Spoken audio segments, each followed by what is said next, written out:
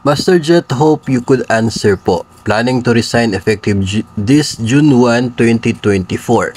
When po and magkano ang last pay ko? Am I entitled for a PVP? Salamat po and more power. Okay, unang-una, kung ikaw ay mag-resign effective June 1, tapos na po, 'di ba, yung school year.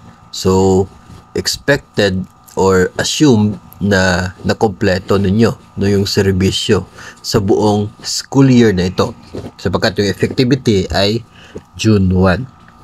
Kung kailan mo matatanggap yung last payment, depende po yun sa process ng inyo pong division. Kung kailan po kayo magsubmit ng documents at kung gaano po kahaba yung pag-process po nila. But definitely, matatanggap nyo po talaga yon. Ngayon, dito po tayo sa tanong tungkol sa PVP. Entitled ka ba sa proportional vacation pay? Ang sagot ay entitled ka. Bakit?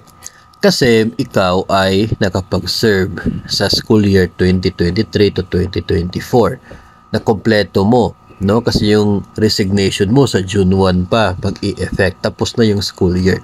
So ibig sabihin yan ay dapat yung PVP or proportional vacation pay ay eligible ka talaga. Kung hindi ka nag-resign, makakatanggap ka ng sahod sa June at maging sa July ng buo, kung buo rin yung service mo sa isang school year. Ngayon, dahil nag-resign ka, wala ka na sa serbisyo sa June at sa July. So, anong mangyayari doon sa naipon mo na PVP na dapat sana sahod mo sa June at July? Ang mangyayari niyan, part yan sa ibibigay sa iyo doon sa last payment mo.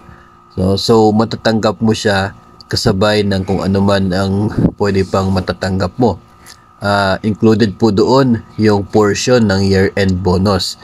Kasi nakapag-serve ka ng 5 months sa taong ito, so base po sa guidelines ng year-end bonus, meron pong proportion ng year-end bonus na pwede po ninyong matanggap. So included yun sa last payment.